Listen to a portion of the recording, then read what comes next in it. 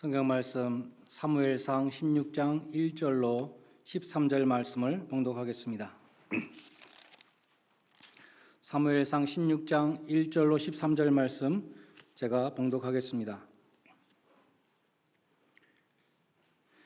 여호와께서 사무엘에게 이르시되 내가 이미 사울을 버려 이스라엘 왕이 되지 못하게 하였거늘 내가 그를 위하여 언제까지 슬퍼하겠느냐. 너는 뿔에 기름을 채워 가지고 가라. 내가 너를 베들레헴 사람 이새에게로 보내리니 이는 내가 그의 아들 중에서 한 왕을 보았느니라 하시는지라. 사무엘이 이르되 내가 어찌 갈 수 있으리이까. 사울이 들으면 나를 죽이리이다 하니 여호와께서 이르시되 너는 암송아지를 끌고 와서 말하기를 내가 여호와께 제사를 드리러 왔다 하고 이새를 제사에 청하라. 내가 네게 행할 일을 가르치리니 내가 네게 알게 하는 자에게 나를 위하여 기름을 부을지니라. 사무엘이 여호와의 말씀대로 행하여 베들레헴에 이르매 성읍 장로들이 떨며 그를 영접하여 이르되 평강을 위하여 오시나이까. 이르되 평강을 위함이니라. 내가 여호와께 제사하러 왔으니 스스로 성결하게 하고 와서 나와 함께 제사하자 하고 이새와 그의 아들들을 성결하게 하고 제사에 청하니라. 그들이 오매 사무엘이 엘리압을 보고 마음에 이르기를 여호와의 기름 부으실 자가 과연 주님 앞에 있도다 하였더니 여호와께서 사무엘에게 이르시되 그의 용모와 키를 보지 말라. 내가 이미 그를 버렸노라. 내가 보는 것은 사람과 같지 아니하니 사람은 외모를 보거니와 나 여호와는 중심을 보느니라 하시더라. 이새가 아비나답을 불러 사무엘 앞에 지나가게 하매 사무엘이 이르되 이도 여호와께서 택하지 아니하셨느니라 하니 이새가 산마로 지나가게 하매 사무엘이 이르되 이도 여호와께서 택하지 아니하셨느니라 하니라. 이새가 그의 아들 7을 다 사무엘 앞으로 지나가게 하나 사무엘이 이새에게 이르되 여호와께서 이들을 택하지 아니하셨느니라 하고 또 사무엘이 이새에게 이르되 내 아들들이 다 여기 있느냐. 이새가 이르되 아직 막내가 남았는데 그는 양을 지키나이다. 사무엘이 이새에게 이르되 사람을 보내어 그를 데려오라. 그가 여기 오기까지는 우리가 식사 자리에 앉지 아니하겠노라. 이에 사람을 보내어 그를 데려오매 그의 빛이 붉고 눈이 빼어나고 얼굴이 아름답더라. 여호와께서 이르시되 이가 그니 일어나 기름을 부으라 하시는지라.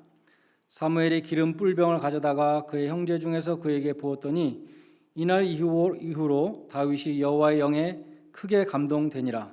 사무엘이 떠나서 라마로 가니라. 아멘. 오늘 혼자 앉으시는 분 자리는 다 찼네요. 거의 다. 아주 인기가 좋은 것 같습니다. 가족석은 좀 덜어 남았는데요. 우리 한번 앞뒤 좌우에 계신 분과 한번 인사할까요? 참 잘 오셨습니다. 반갑습니다. 한번 이렇게 인사합시다. 참 잘 오셨습니다. 반갑습니다. 작년 7월부터 약 8개월 동안 지난 3월까지 했죠. 우리 민수기를 강해했습니다. 이스라엘 백성들의 광야 생활을 우리가 따라갔었습니다. 오늘부터 우리가 다윗 시리즈를 시작하게 되었어요. 지난 2019년 1월부터 12월까지 1년 동안 사무엘 상하를 강해를 했었습니다. 수요일 날 강해했었는데 그 중에서 다윗의 그 생애 가운데 중요한 것들을 보강해서 전해드리려고 합니다. 다윗은 하나님의 선택을 받고 광야 생활을 했어요. 그런데 그 광야 생활을 믿음으로 잘 통과하고 왕이 된 사람입니다. 만왕의 왕이 되시는 예수 그리스도의 예표가 되었죠. 그래서 아브라함과 다윗의 자손 예수 그리스도라고 성경에는 항상 말씀합니다. 우리 교회도 아직 광야를 벗어나지 못했지만 조금만 더 믿음으로 잘 통과하면 다시 일어나 빛을 발하는 교회가 될 줄로 믿는 마음으로 우리가 다윗의 광야 생활을 시작하려고 합니다. 오늘 봉독한 사무엘상 16장은 사무엘이 다윗에게 왕으로 기름을 부었던 일을 기록하고 있습니다. 근데 먼저 1절에 보면 하나님이 사무엘에게 말씀하시죠. 너는 언제까지 사울 때문에 슬퍼하고 있겠느냐. 15장 마지막에도 사무엘이 하나님이 사울을 버린 것에 대해서 슬퍼했다고 그렇게 기록되어 있습니다. 케네스 채핀은 이렇게 주석을 했습니다. 사무엘의 슬픔은 사울을 사랑했기 때문이기도 하고 또 나라의 앞일을 걱정했기 때문이기도 했을 것이다. 우리들 대부분도 사무엘처럼 과거에 집착한다. 그래서 하나님은 사무엘에게 두 가지를 행하셨는데, 첫째는 하나님이 사울을 버리셨다는 것을 다시 한번 상기시켰고, 두 번째는 사울의 뒤를 이을 후계자에게 사무엘로 하여금 기름을 붓게 함으로써 미래를 바라보게 하셨다. 크리스찬들도 하나님의 목적에 더 이상 도움이 되지 않는 것들을 놓지 못하는 덫에 걸리곤 한다. 기존의 제도, 기관, 프로그램, 사고방식, 행동 양식 이런 것들에 익숙해지고 집착한 나머지 그것들이 하나님을 위해서 더 이상 도움이 되지 않을 때에도 끈질기게 그것을 놓지 못하는 것이다. 그래서 더 이상 필요 없는 것을 버리는 것이 제일 어려운 일이 되곤 한다. 우리는 과거를 털어버리고 하나님이 계획하신 미래를 맞이하기 위해서 사무엘처럼 하나님의 도움이 필요할 때가 있다. 이렇게 주석했습니다. 하나님께서 사무엘에게 말씀하셨죠. 내가 사울 왕을 버렸으므로 이제 새로운 왕을 세울 것이다. 이스라엘의 새로운 왕은 베들레헴에 사는 이새라는 사람의 아들들 중에 있다. 너는 가서 내가 택한 자에게 기름을 부어라. 사무엘은 하나님께서 누구를 택하셨는지 몰랐기 때문에 이새의 아들들을 다 제사에 초청해서 자기 앞에 지나가게 했죠. 그러면서 하나님의 사인을 기다렸습니다. 첫 번째로 그 맏아들 엘리압이 딱 나타났을 때 사무엘은 이 사람이다라고 생각했다는 것입니다. 맏아들이었을 뿐만 아니라 용모와 신장이 뛰어났기 때문이었습니다. 그때 하나님이 사무엘에게 우리가 잘 아는 유명한 말씀을 하셨죠. 그 용모와 신장을 보지 말라. 나의 보는 것은 사람과 같지 아니하니 사람은 외모를 보거니와 나는 마음 중심을 보느니라 말씀하셨습니다. 성경의 중심으로 번역된 히브리어 레바브라는 단어는 인간의 내면을 가리키는데 대부분의 영어 성경은 하트로 번역했습니다. 그래서 이새의 모든 아들들 가운데 하나님이 택하신 자가 없었어요. 그래서 사무엘이 묻습니다. 또 다른 아들이 없느냐? 그러니까 이새가 대답하기를 막내 아들이 하나 있긴 한데 그는 지금 들에서 양을 치고 있습니다. 대답을 하죠. 그래서 다윗을 막내 아들을 불러오라고 그렇게 요청을 합니다.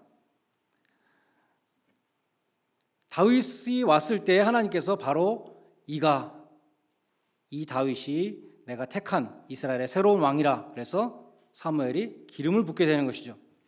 그러면 다윗은 외모가 형편없는 사람이었는가 하면 그렇지 않았습니다. 오늘 보면 11절에 보면 이렇게 기록되어 있죠. 다윗이 탁 왔는데 사무엘이 보니까 피부빛이 붉고 눈이 빼어나며 얼굴이 아름답더라. 또 18절에 보면 어떤 사람이 사울 왕에게 다윗을 소개할 때 이렇게 소개하고 있습니다. 그는 하프를 잘 타며 용기 있는 용사이며 말도 잘하고 하나님이 함께 하시는 자라. 이렇게 소개를 합니다. 다 종합하면 다윗은 잘생겼을 뿐만 아니라 또 음악을 잘하는 또 시를 잘 쓰는 그러한 예술적인 감각도 있었고 또 무사로서 용기 있는 그러한 용사였으며 하나님이 함께 하시는 신앙이 좋은 사람이었다. 그런 뜻이겠죠. 그러나 하나님은 그처럼 뛰어난 바울의 외모와 스펙을 보시고 택하지 않으셨고 하나님은 다윗의 마음 중심을 보고 택하셨다라고 기록되어 있습니다. 하나님은 다윗의 마음 중심을 보셨다 그랬는데 그럼 다윗의 마음 중심에는 무엇이 있었을까요? 우리는 다윗이 히브리서 11장에 나오는 인물이라는 것을 기억해야 합니다. 히브리서 11장은 많은 인물들을 소개할 때 항상 처음에 믿음으로 이렇게 시작하죠. 다윗을 소개할 때도 믿음으로. 히브리서 11장은 믿음이 없이는 하나님을 기쁘시게 하지 못한다 이렇게 말씀합니다. 믿음이 없이는 기쁘시게 못하나니 하나님께 나아가는 자는 반드시 하나님이 계신 것을 믿어야 되고 자기를 찾는 자에게 상 주시는 이심을 우리가 기도할 때 응답하시는 분이심을 믿어야 할지니라 이렇게 말씀하고 있습니다. 하나님은 다윗의 마음 중심에 있는 믿음을 보셨습니다. 그 믿음을 보시고 택하신 것입니다. 그 믿음은 사람들의 눈에는 보이지 않죠. 그런데 믿음이 있는 사람은 그 삶을 통해서 그 믿음이 드러나게 되는 것입니다. 열매를 통해서 그 사람을 알 수 있습니다. 다윗의 믿음도 그의 삶을 통해서 증거되었습니다. 이 시간엔 두 가지만 간단히 예를 들어보고자 합니다. 첫째로 다윗의 믿음은 인내라는 열매로, 인내는 성령의 열매 중에 하나죠. 그 인내를 통해서 증거되었습니다. 그는 하나님의 약속을 기다리는 믿음을 보여줬습니다. 하나님은 사울 왕을 버리셨다고 15장부터 여러 번 말씀하셨고, 이제 사무엘에게 네가 새로운 왕이다 라고 기름을 부으셨지만, 사무엘은 사무엘상 31장에 가서야 비로소 전쟁터에서 죽습니다. 그래서 하나님의 뜻은 정말 서서히 이루어지는 것을 알 수 있죠. 다윗은 사무엘로부터 왕으로 기름 부음 받고 딱 왕이 된 게 절대로 아니었습니다. 다윗은 먼저 사울 왕을 신하로 섬겼어요. 그러다 또 미운 털이 박혀가지고 이제는 도망을 다닙니다. 심지어 사울 왕이 죽은 다음에도 왕이 되지 못하고 유다 지파의 왕이 되었어요. 12지파 가운데 한 지파의 왕이 되어서 헤브론에서 7년 반을 기다렸습니다. 그러다가 사울 왕의 아들인 이스보셋이 죽고 북이스라엘의 모든 장로들이 다윗에게 와서 왕으로 추대함으로써 비로소 이스라엘의 왕이 되었던 것입니다. 결국 다윗은 3번 기름 부음을 받았습니다. 첫 번째는 사무엘에게 받았고, 두 번째는 자기 지파 유다 지파에게 왕으로 기름 부음 받았고, 마지막으로 이스라엘의 모든 지파 장로들이 다윗에게 기름을 부어서 명실상부한 이스라엘의 왕으로 삼았습니다. 다윗은 하나님의 뜻을 알았지만 그 성취의 때를 하나님의 손에 맡겼습니다. 자신이 빨리 왕이 되겠다고 성급하게 욕심을 부리지 않았습니다. 하박국 2장 3절에 보면 이 묵시는 정한 때가 있나니 비록 더딜지라도 기다리라 하는 말씀이 있습니다. 다윗이 사울 왕의 뒤를 잇는 새로운 왕이다라는 하나님의 계시가 있었지만 그것이 실제로 성취될 때까지는 긴 세월이 지났어야 되는 것이고 기다려야 됐다는 것입니다. 하나님의 때는 인간이 보기에 너무나 더디다고 느껴질 때가 많이 있습니다. 다윗은 하나님의 뜻이 이루어질 것을 믿고 끝까지 기다림으로 승리했습니다. 둘째로 하나님은 다윗의 믿음에 대해서 골리앗을 이기는 승리를 주셨습니다. 사무엘상 17장에 보면 이스라엘의 대표 선수였던 이 다윗과 블레셋의 장수 골리앗은 너무나 상대가 되지 않았죠. 골리앗은 2m가 넘는 거인이었고 다윗은 용모가 아름다운 소년이었습니다.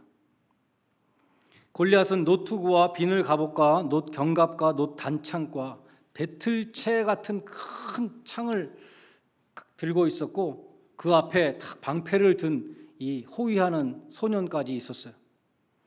다윗은 사울 왕이 준 그 갑옷을 입어보고서는 걸음도 제대로 걷지 못했어요. 너무 무거워서. 그러나 골리앗과 다윗의 가장 중요한 차이점은 다윗이 하나님을 믿었다는 것입니다. 그래서 이렇게 말합니다. 골리앗에게 말했습니다. 살아계신 하나님께서 내가 양을 지킬 때에 곰의 발톱에서, 사자의 발톱에서 나를 구해 주셨다. 그러므로 골리앗의 너의 손에서도 나를 건져 주실 것이다. 그렇게 믿었습니다. 다윗은 물매와 돌팔매 하는 막대기라 그래요. 돌멩이 5개를 가지고 골리앗에게 나갔습니다. 만군의 여호와의 이름 곧 이스라엘 군대의 하나님의 이름으로 골리앗에게 나갔습니다. 골리앗은 다윗이 막대기를 들고 나오니까 네가 나를 개로 알고 막대기를 들고 나오느냐 그렇게 비웃었죠. 그러나 전쟁은 여호와께 속한 것이었기 때문에 골리앗은 다윗이 던진 그 물맷돌에 맞아 죽었습니다. 다윗은 목동으로 사용했던 막대기와 돌멩이밖에 없었지만 하나님은 그것으로 골리앗을 물리치고 블레셋으로부터 이스라엘을 구원해 주셨습니다. 다윗이 자기에게 있는 것을 하나님이 사용하시도록 내어 드릴 때에 하나님께서 그 믿음에 축사하시고 놀라운 구원의 역사를 이루셨던 것입니다. 그처럼 다윗은 마음 중심에 믿음이 있는 사람이었습니다. 그래서 하나님이 택하셨지만 사람들은 그 누구도 다윗이 택함 받을 것이라고 예상한 사람은 아무도 없었습니다. 왜냐하면 다윗은 이새의 아들 가운데 가장 작은 자였기 때문입니다. 인간의 눈으로 볼 때 전혀 뜻밖의 사람의 선택, 이것은 성경에 나타나는 일관된 주제입니다. 영어로 the least likely person, 가장 아닐 것 같은 사람. 어떤 교회든지 정말 예상치 못했던 사람이 교회를 위해서 크게 봉사하는 것을 우리는 많이 보게 되죠. 어떠한 교회든지 정말 the least likely person의 손길을 통해서 그 손길을 하나님이 축복의 통로로 사용하시는 것을 우리는 보게 됩니다. 사도 바울은 고린도전서 1장에서 세상을 놀라게 하는 하나님의 선택을 말씀해요.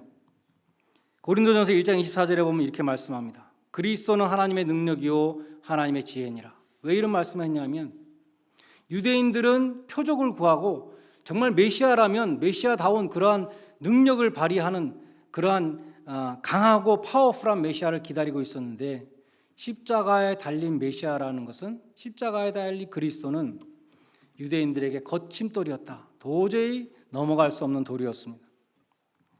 반면에 헬라인들은 지혜를 구하는 사람들이었는데 십자가에 못 박힌 그리스도는 헬라인들에게 어리석음이었습니다. 미련함, foolishness였습니다. 그처럼 십자가에 못 박힌 그리스도는 약함과 미련함으로 세상 사람들에게 비쳤지만 하나님의 입장에서는 모든 사람들을 구원하는 하나님의 지혜요 능력이었다는 것입니다. 그것을 말씀한 다음에 하나님의 선택에 대해서 말씀해요.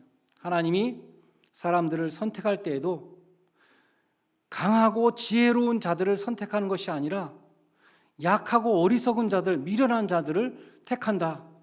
너희 고린도 교인들아 서로를 바라봐라. 그렇게 말씀한 것이죠. 그렇지 않느냐?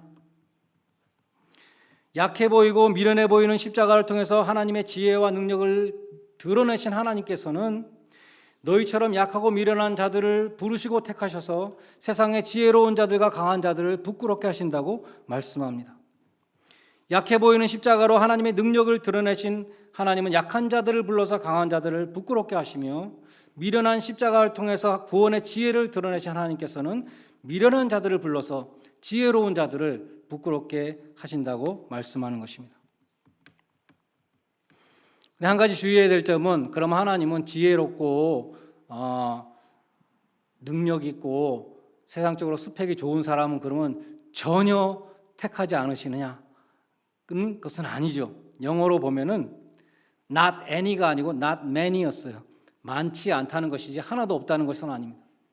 일례로 신약 성경의 절반 이상을 기록한 사도 바울은 세상적으로 볼 때 스펙이 아주 좋은 사람이었어요.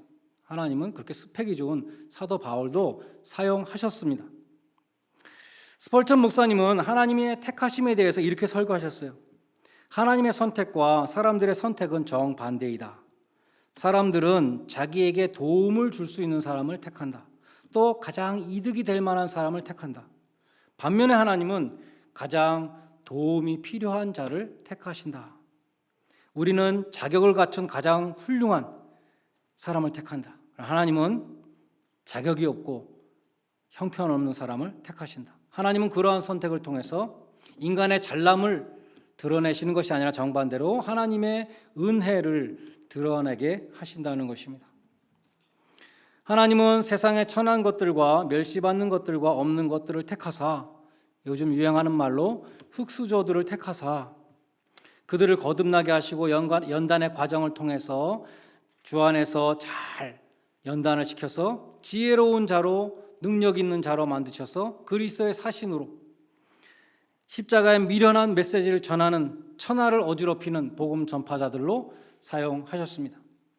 갈릴리 바다에 고기를 잡던 그 무식한 어부들을 이 성령의 충만을 받고 하루에 3,000명, 5,000명을 주님 앞에 이끄는 그러한 능력의 종들이 되었던 것입니다.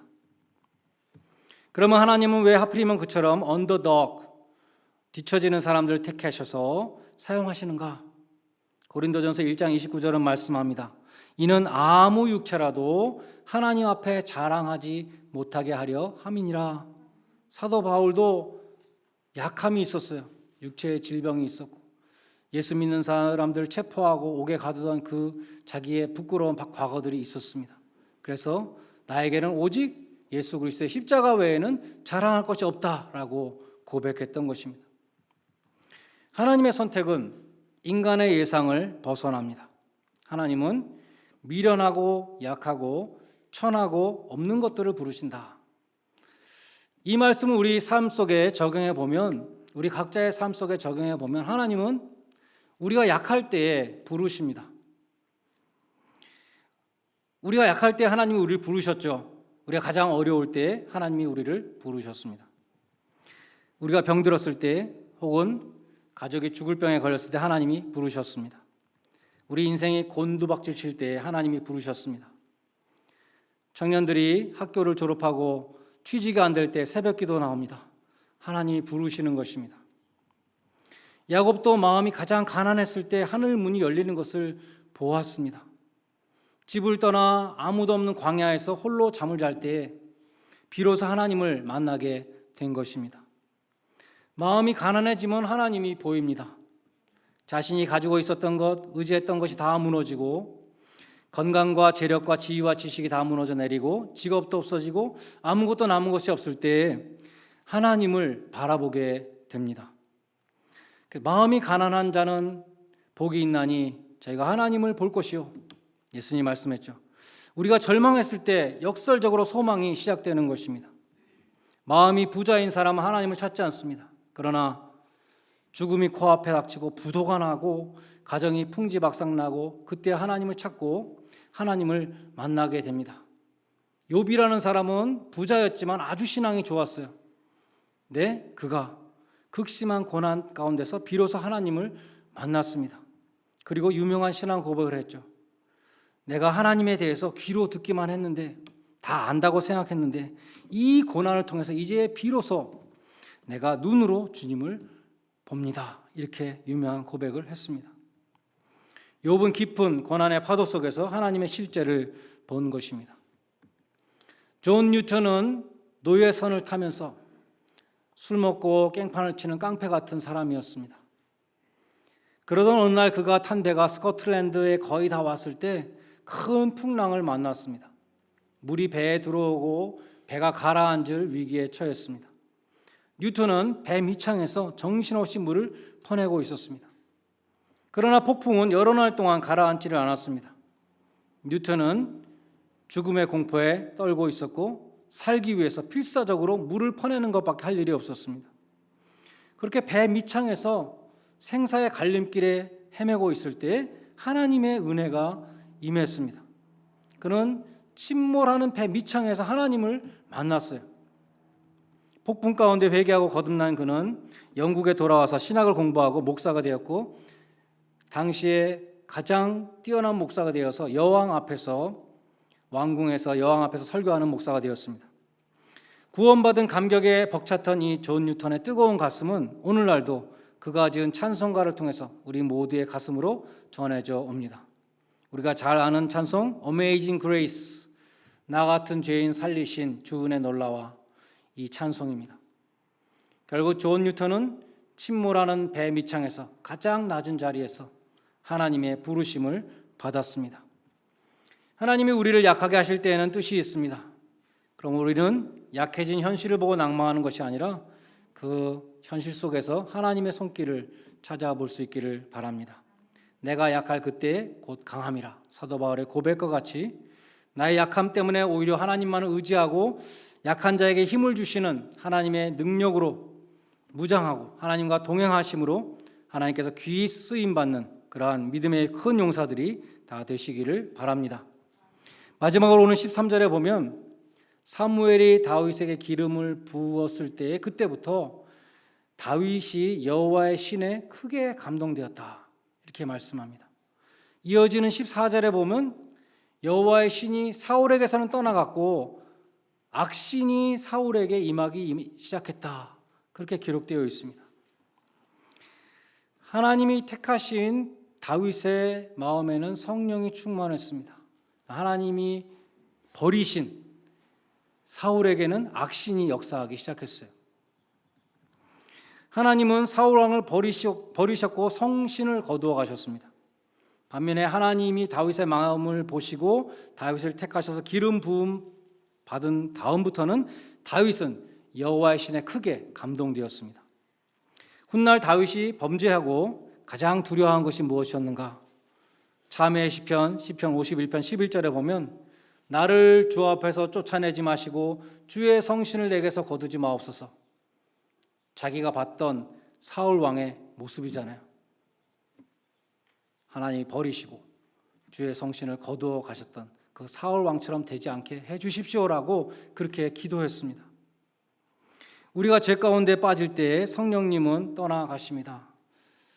하나님이 버린 자에게 성령님이 어떻게 있겠어요? 죄를 가까이 하는 자에게 성령님은 떠나가십니다. 우리가 죄 가운데 거하면서도 성령 충만을 구하는 것은 어불성설이죠. 두 마음을 품은 자가 되는 것입니다. 야고보서 4장 8절은 말씀하기를 두 마음을 품은 자들아 마음을 성결케 하라, 마음을 깨끗하게 하라고 말씀하십니다. 여러분, 하나님이 보시는 마음을 가꾸는 일에 얼마나 공을 들이십니까? 마음을 깨끗이 해서 성령이 거하시는 처소가 되도록 그렇게 얼마나 마음을 가꾸고 계십니까? 여러분은 하나님께 잘 보이는 것을 더 중요하게 생각하십니까? 아니면 사람들 앞에 잘 보이는 것을 더 중요하게 생각하십니까? 하나님은 다윗의 마음 중심을 보시고 이스라엘의 왕으로 택하셨습니다. 우리도 다윗과 같이 하나님의 마음에 합한 종들이 될 수 있기를 바랍니다. 그러기 위해서 우리의 마음속에 세상의 탐욕과 걱정과 낙심을 다 집어던지고 믿음으로 우리의 마음을 채워서 믿음으로 세상을 이길 수 있는 성도들이 되시기를 바랍니다. 예수님의 보혈로 깨끗해진 여러분의 심령 가운데 하나님께서 성령을 충만히 부어주시기를 주님의 이름으로 간절히 축원드립니다. 기도하시겠습니다. 중심을 보시는 하나님 아버지, 우리가 사람에게 보이려고 외모를 열심히 가꾸지만 하나님께 보이려고 우리의 마음을 얼마나 깨끗하게 하였는지 돌아보기를 원합니다. 마음 중심의 믿음으로 죄악된 세상을 이기는 하나님의 자녀들이 되게 해주시고 약한 자를 강하게 하시는 주님의 크신 은혜를 자랑하는 성도들이 되게 하여 주시옵소서. 하나님께서 우리의 마음을 성령의 처소로 삼아 주시사 주님과 동행하는 기쁨이 충만케 하여 주시옵소서. 예수님의 이름으로 기도드리옵나이다. 아멘. 찬송가 320장 부르시면서